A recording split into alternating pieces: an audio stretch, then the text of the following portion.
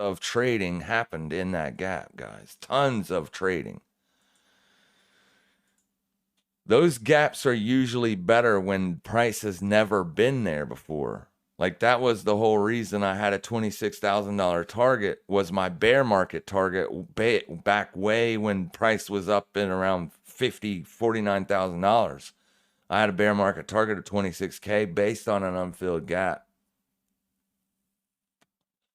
Because price literally never traded there, ever, before. So it was new trading. But we got to go to the daily here. Let's go over here and look at this gap.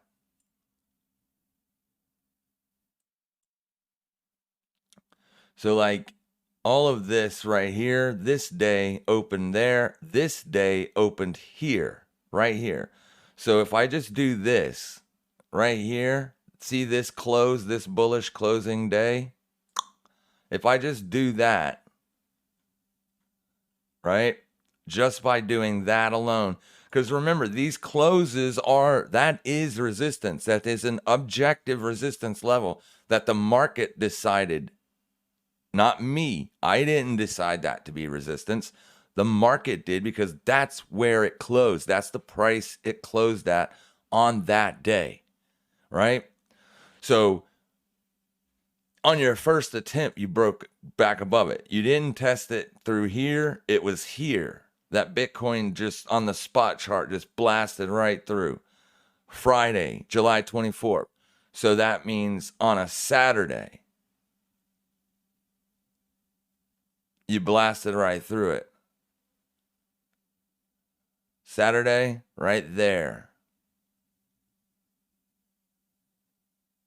So this high is 9,735. We want Friday. There. That's what we want right there. So on Saturday,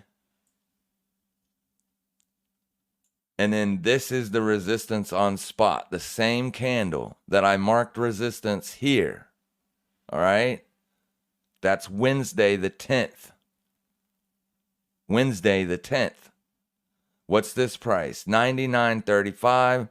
This price, $98.94. So where people say the gap is from this open to this open. That's your gap. So in their eyes, it's much wider than it really is. It really isn't that wide. It really isn't a gap, because this price closed here on that day. So yeah, even though here on this day you gapped because this was the weekend, you really didn't gap, because there are orders that had traded in there. All right. So that's where the market decided to stop.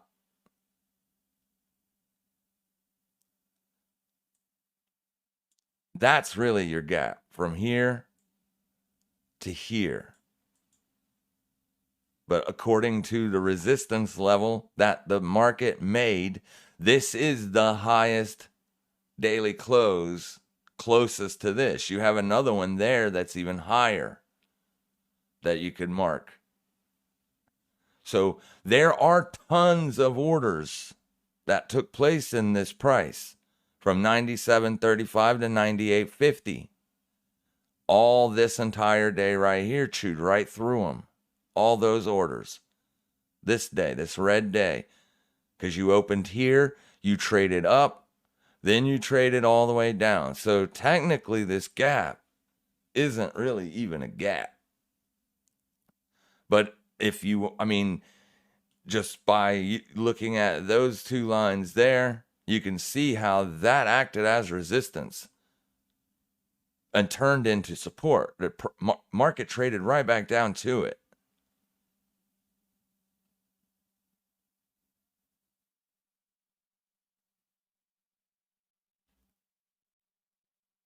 And this right here is going to be your high June close. So this is the high close through the month of June, because this is all July. So there's your high month close in June. Look how price traded right to it. High month close, high month close, high month close. That's where buyers stepped up. Right there. So, I mean, if you want to say that that gap is unfilled, be my guest. If you want to aim for that, be my guest. If you think price is going there, be my guest. I honestly don't think that gap will ever be filled. In my opinion, I think it has been, already is filled. But there are some gaps here, 2 of them, that are not filled. Except, that price had already traded in there. So let me show you the difference between these 2 gaps. Why, technically one could argue that price traded in there here. See these candles? You opened and closed inside of that gap. Right, there's the gap, there's the gap. So price traded in that gap here and then here. So that gap, price has already traded in. The reason why I had this target over here, let me use this box, is simple. Price never, ever traded in it. All right. This one was another gap, but over here, price traded inside that gap with multiple opens and multiple closes. All right. This gap, however, from that swing high to that day's low, this day's low to this day's high, price never traded there. So on the CME, there was never any orders filled in between that high and that low. So that was my bear market target. Let me just get it close. It don't have to be perfect. Shit.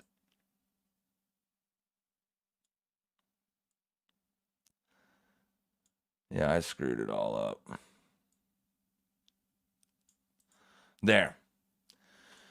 So, and it was underneath all of this stuff. Look at this. Right in that gap. That never had been, price had never traded in there before. And look what a reaction you got by getting in there. So naturally there was new orders in there. But then we blasted through it here.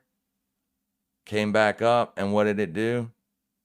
Look at my cursor, my line. Let's get rid of the red line. Well, let's put a white line in there like this. Watch. Here, boom. Now we can get rid of the gap box, right? There. Look there. See? So that's why that one was so important to me. I mean, you don't get any more perfect than that. People that the market is very efficient. I'm talking very efficient. That's a short trade for sure. Watching CMEs, midpoint, this breakdown candle.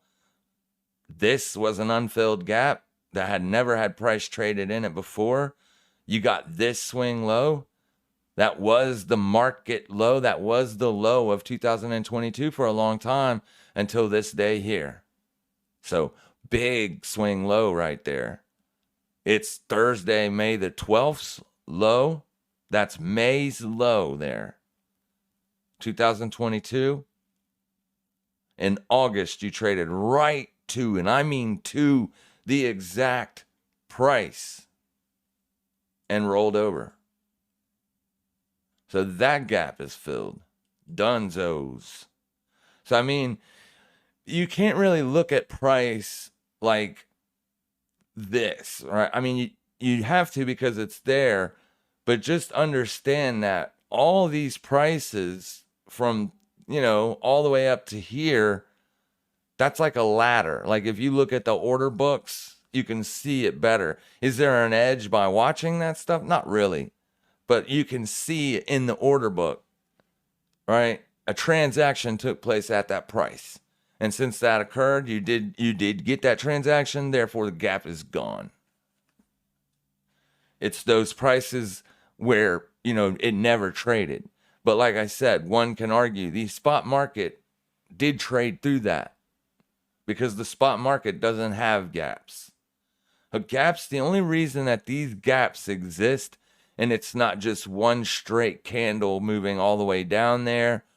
It's because this market closes to resettlement, right?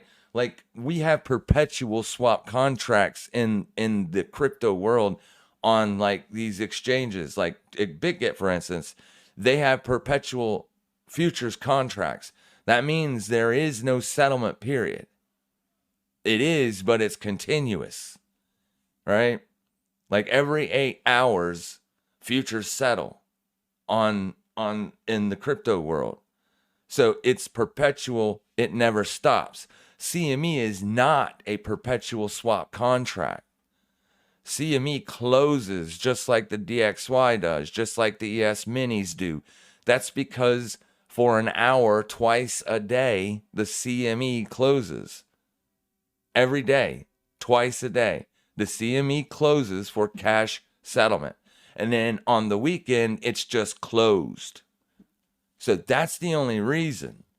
But spot price never closes, ever, for nothing. It continuously runs forever. So, there have been orders there, maybe not on the Chicago Mercantile Exchange, but there were orders placed there on the spot market. So the spot market itself decided, where to go based on those orders. So it's difficult. And there's a million different YouTubers out there. There's a million different strategies out there. But to me, like all you need to do to be successful in trading is you need to have very good risk management skills, very sound risk management skills. You got to be patient. You can't chase price. You can't do all the things that retail traders do in the beginning. So that's where you have to work on yourself in order to break all those rules, to stop doing all that stuff. Once you have that and you understand just basic technical analysis, the analysis that I try to teach people, the analysis that actually works consistently over and over and over again, that analysis, you understand that stuff, you will be better at trading than you are right now. It's a guaranteed fact. You just need to know, what do I need to understand about trading in order to make it successful? Once you understand those concepts, then it's about risk management. Then it's about being consistent in the way that you place orders. Be consistent in the way that you manage risk. Be consistent in all of everything. Because in the words consistently profitable, the most important part of that phrase is the word consistent. If you are not consistent in anything in your trading, you will never reach profitability. You must reach consistency first. When you are consistent, then you have consistent data to look at. And over time, you can make adjustments here and there. But when you make those adjustments, you must be consistent in the future with your adjustments. So then you can start to really see things change in your trading. You'll be like, wow, look at this. Last week, I took 3 trades. Last week, I was 3 for 3. Yes, stuff is starting to click. So why would you want to do that? If you have that week where you're 3 for 3, why would you take the next week, take 70 trades in the next week? Or if you were 3 for 3, say, using my strategy, why would you then go trade a cup and handle, a head and shoulders, or a banana peel zipper slick? Why would you trade that strategy, right?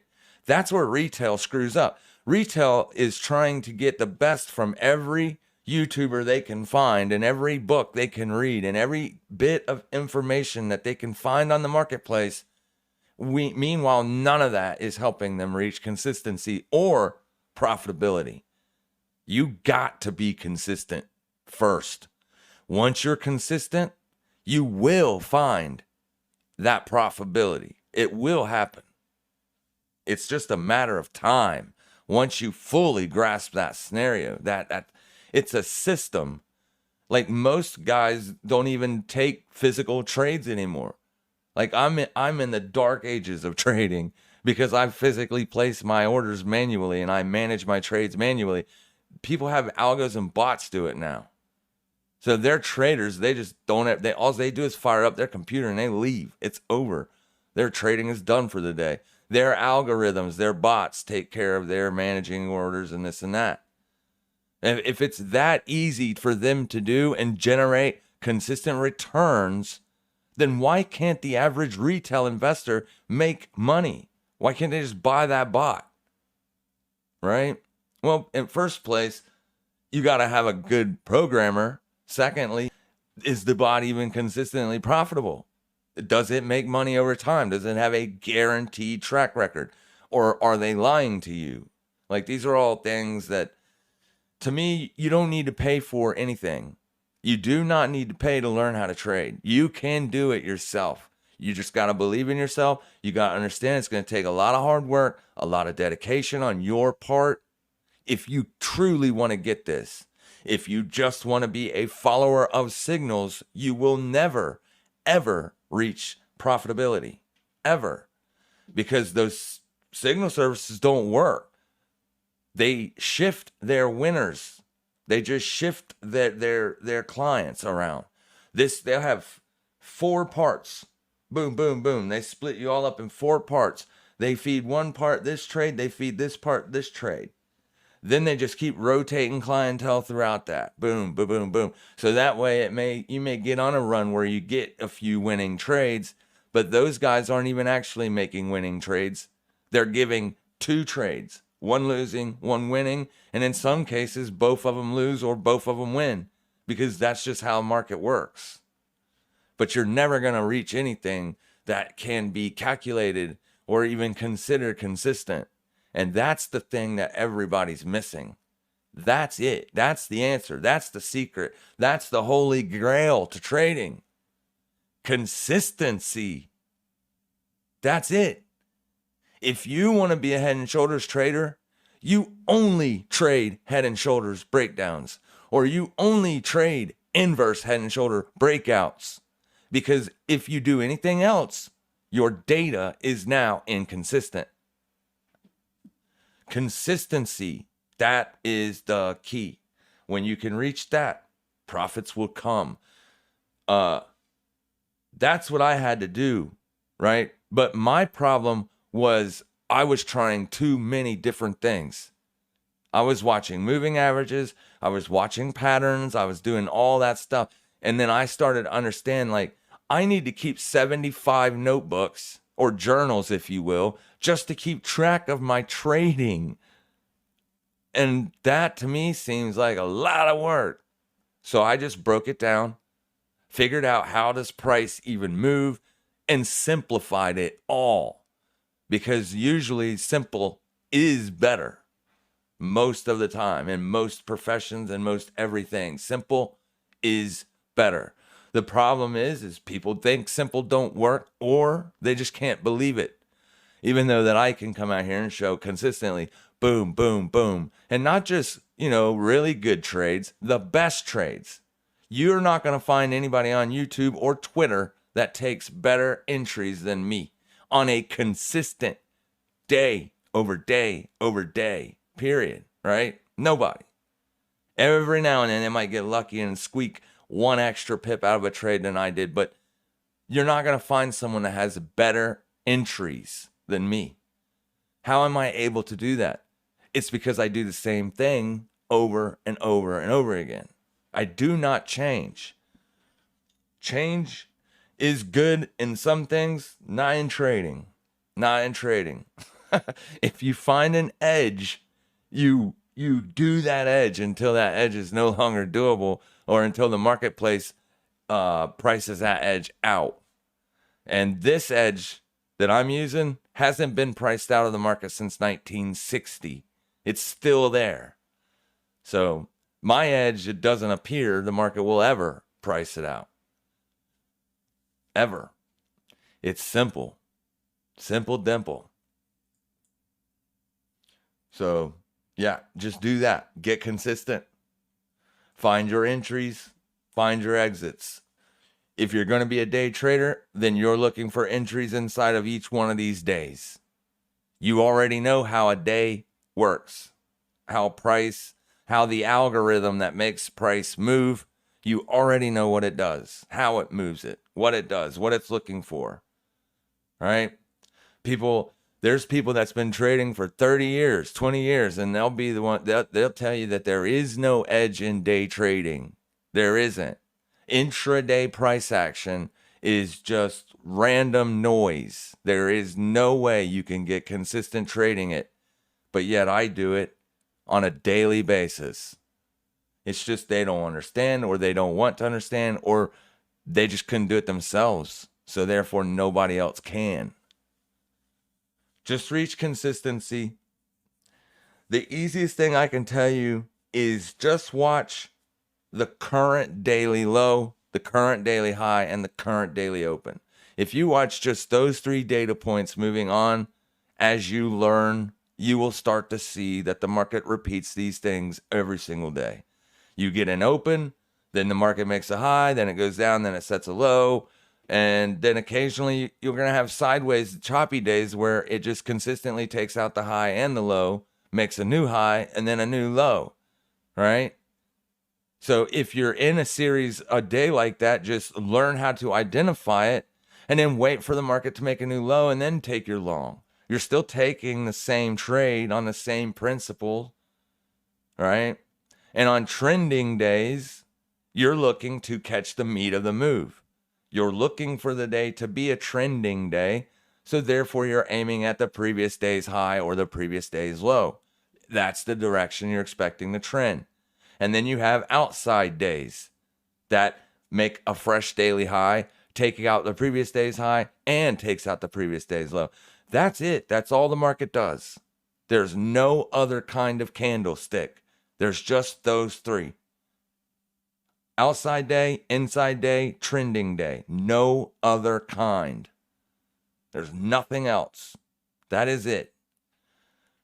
Learn that. And then you'll start to be able to, kind of get an idea where you think the market may be going for that day. Here, look at this sequence right through here. So I had members asking me if they thought that buying the daily low would be a good idea, like a liquidation break.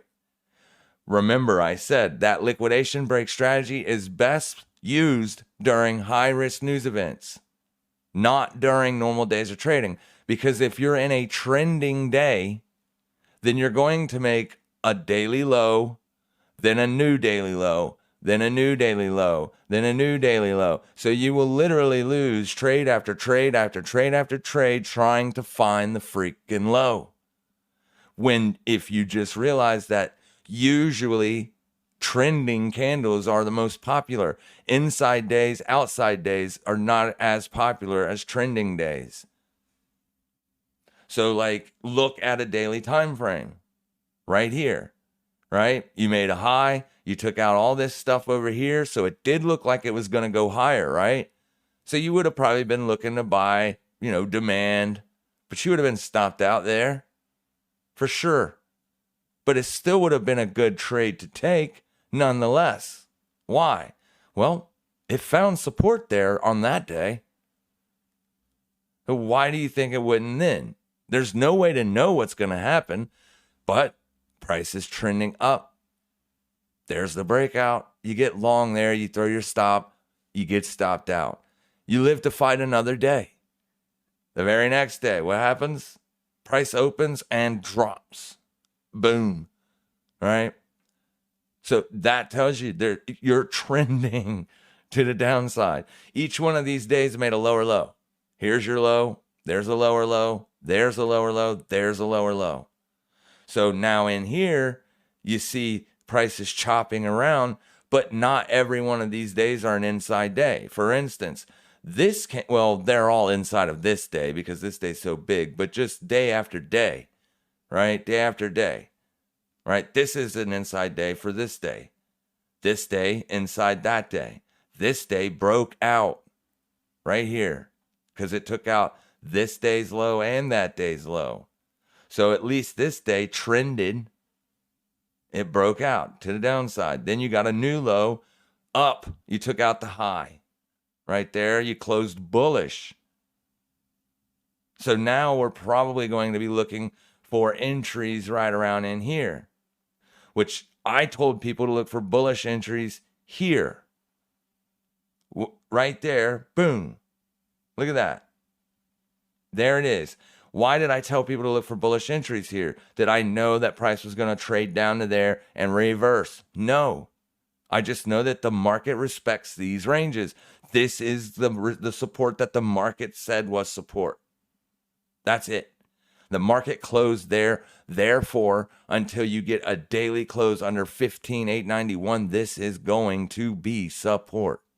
You want to be a buyer here, whether you're a short seller or not. If you're a short seller, you're still going to be a buyer there because you're going to be taking profits to buy that back, to get out of your short position. No matter what, this is where buyers are, not sellers. So, boom, you trade right into that level. You took out this low, that low, that low, this low. Well, you didn't take out this low, but market might reverse from here and start to look for what? That high right there. Boom.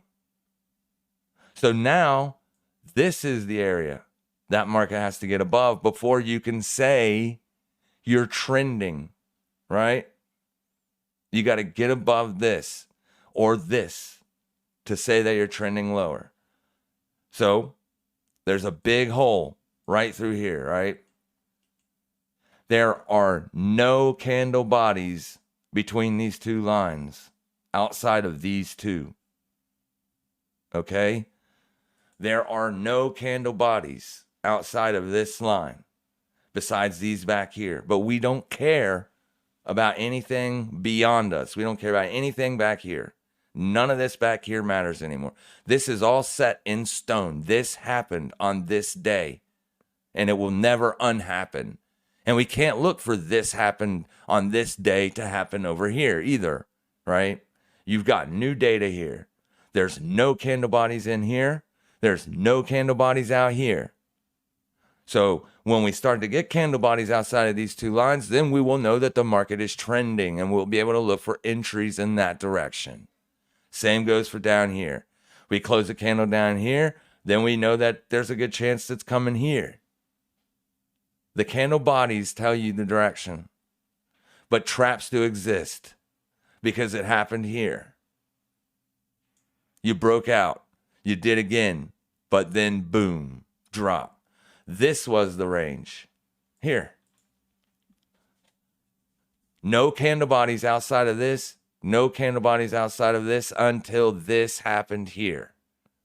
So one had to speculate that price was probably going to go lower, notwithstanding that this is a trap, because traps exist. Was it a trap? It was. Boom. On the intraday, this provided a beautiful, flawless long entry. Flawless long entry based off of old support.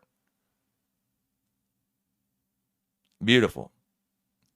But these candlesticks, they will help you get your directional bias just by understanding simple support and resistance. It does exist, because if it didn't exist, if support and resistance didn't exist, there would be candle bodies down here and candle bodies up there. So like when people look at these crazy Heiken-Ashi craps and Rinkos and stuff, I can't get an edge from that. Can't. It's not there. You've literally shot yourself in the foot. You're trying to determine what direction you think the market may go. You don't know what it's going to do. You're just trying to take an entry at a high probable area so that way you can maximize your hit rate. That's why you're waiting for these high probable areas, because you know over time they are respected, even in sideways choppy markets. Look here. I mean, you can do this over and over and over again. Right there. For how long? Was there a candle body close under this white line? Nope, not till there. What about on the upside? Was there a candle body close above? Nope, not till there. So what would you have been looking to do here on this day? Because what did the market tell you? You know that this is resistance. You know that that is support. There's your close under support. Then your next day is damn near bullish engulfing. Then the next day closes higher than that day. Then this day comes down, touches old support. Notice how it didn't touch this support. Didn't touch it. Nope. It touched the old support. Remember, if it is a trap, then you revert back to the old support.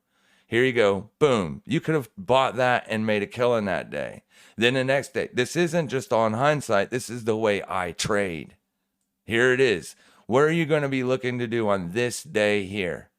What has the market told you? Well, it tried to break out to the downside, ended up being a trap, and we just did break out to the upside. I think I want to look for longs. Where would I do that? The high, low, open, or close.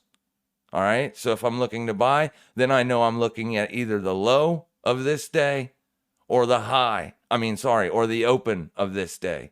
Those are the only two places on planet Earth and on this chart that there was a trading opportunity to be had. Nowhere else on this entire day was there a better place to take an entry than this place or this place. Since you didn't get there, it must mean this is the best place for the entry. Long. Where's your take profit? High probable area. Why? Because the market said it is. Right there. Long. This day opens, closes. You probably had your butthole puckered there for a little while because price traded right back down to your entry, damn near it, but eventually and ultimately reversing and blasting off right through your target. Not only did it take out your target, you got multiple and maximal gains off that. One entry. One. And all you did was watch a very choppy market that had everybody else confused as hell. But you took the best entry there. That was it. You even had a chance to buy it then too. It's that simple. But you just have to understand you get a high, low, open, close for every single day. If you watch, ranges and stuff, and you start to understand where the operating areas are, which when I say operating areas, I mean those are the areas that traders like myself are placing orders. Those are your operating areas. There are specific times of day that you want to be looking for them too. The London Open, the New York Open. That's it. There is nothing in Asia. Screw Asia. Leave Asia alone. London, New York, those two areas. Then you will be watching highly, highly important areas that the market has predetermined as important areas. I could have taken that entry right there and looked like the best trader in the world. It's the same thing. I do it day in, day out. Day in, day out. You can go back in time and look and find the absolute best entry. Right? There you traded down through it, back above it. Then you set in an intraday resistance or support. Here. Yeah, you did kind of close out of it there. A little bit, right? But these are your operating areas. This is daily. That's intraday.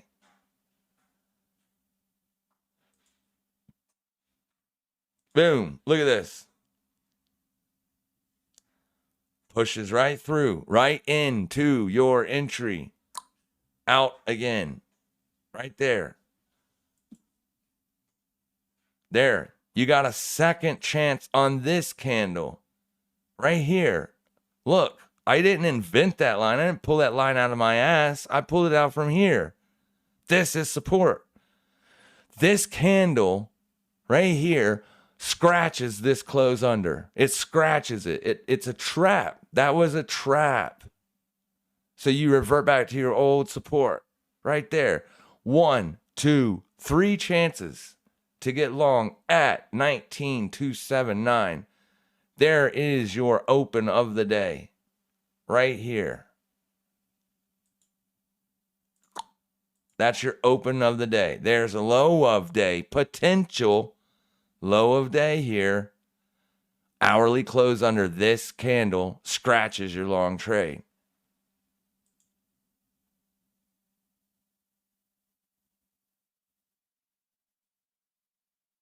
Ugh.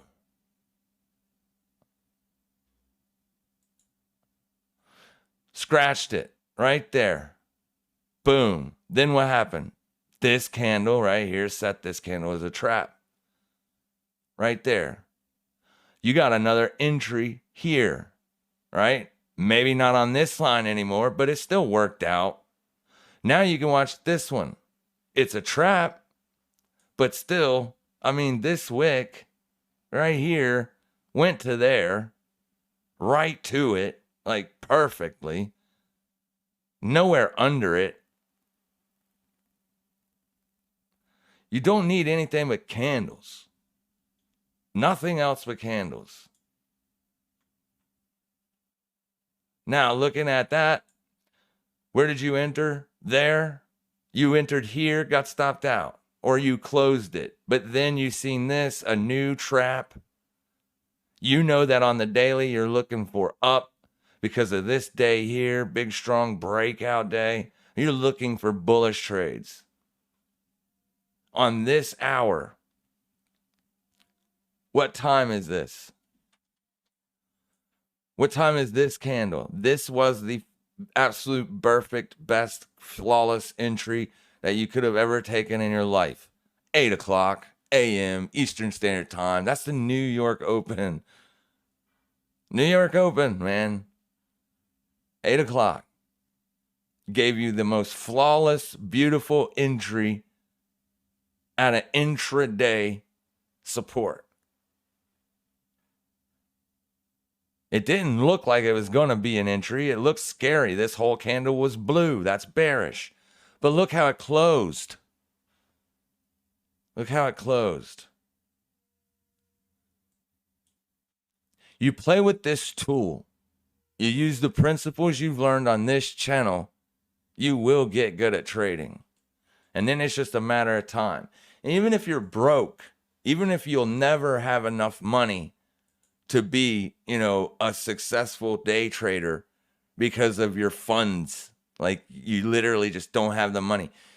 If you can put together $500, $1,000, whatever you got, and trade that book, take those trades, do exactly what I do.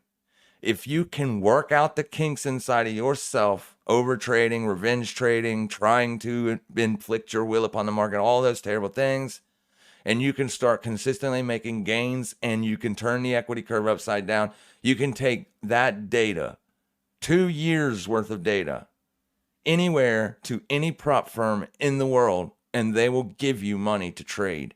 And they will give you half of the profits you generate.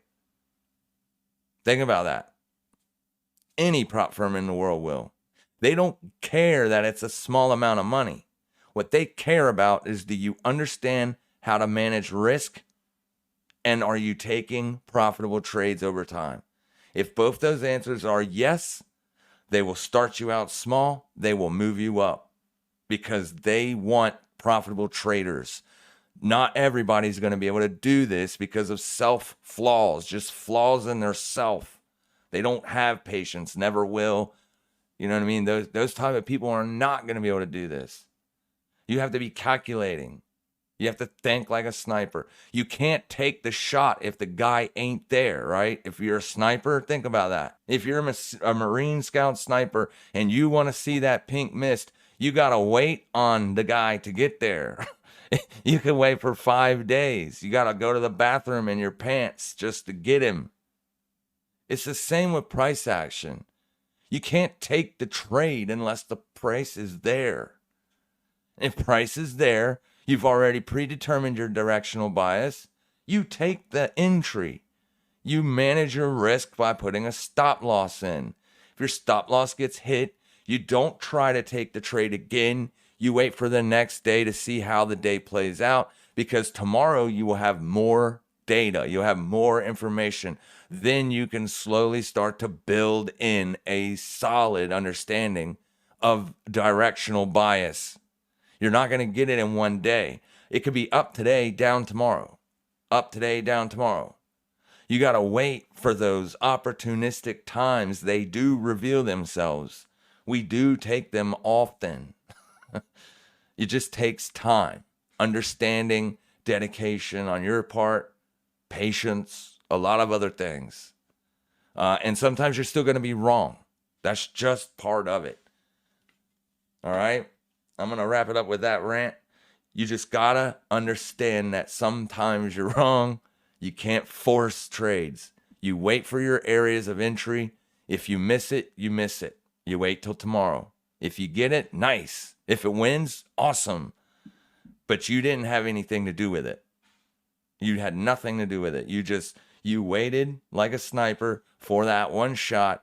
The shot showed up. You took it. Boom. Done. Over. You did your job. Now you can pack it up and go home, wait for the next day. That's trading. It's no different. Daily, we perform these same duties over and over and over again. Trying to figure out directional bias is one of the hardest things for new traders to understand. And it still is difficult to me too, because I might read something as a trap one day because the market said it was, but then it ended up not being, right? That's what we call random market violence. There's nothing you can do for that. So a news event can come out in one day and change the whole sentiment for the market for the next week or two. When I said that we had that nice bullish print from that CPI, I thought for sure that would drive Bitcoin's price action to be bullish for the rest of November. And I'm just using that bias from the CPI numbers.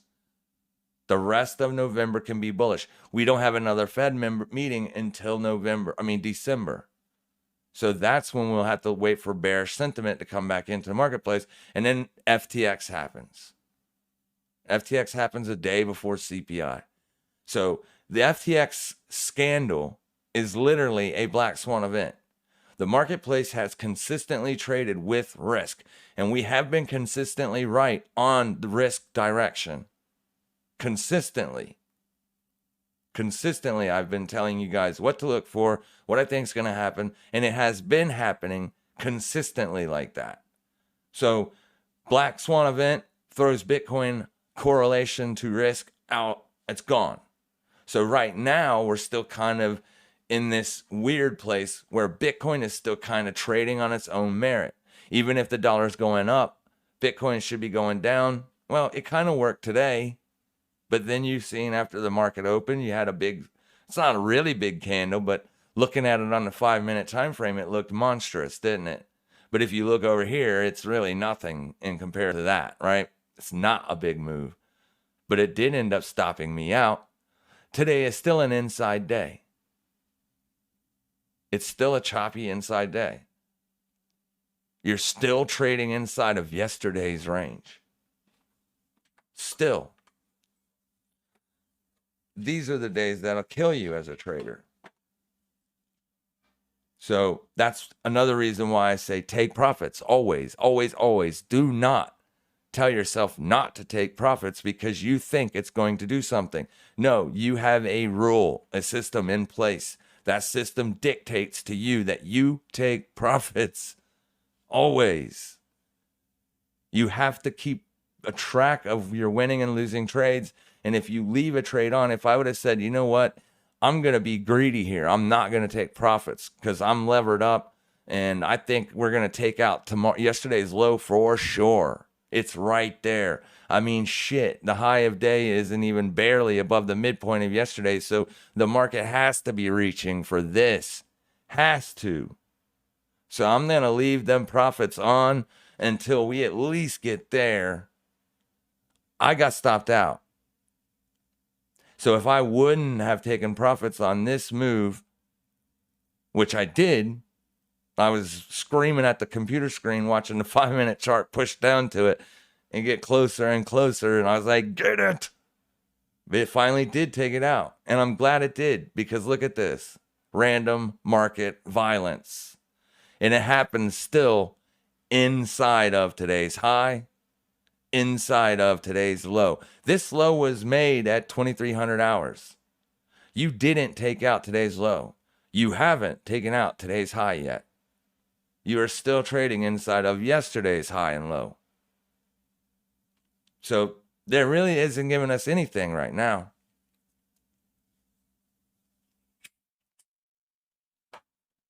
All right, I got to go. I got to cook breakfast or lunch at this point, brunch. You guys have a fantastic rest of your day. If you have any questions or concerns, as always, you can leave them down in the comment section. I do read the questions.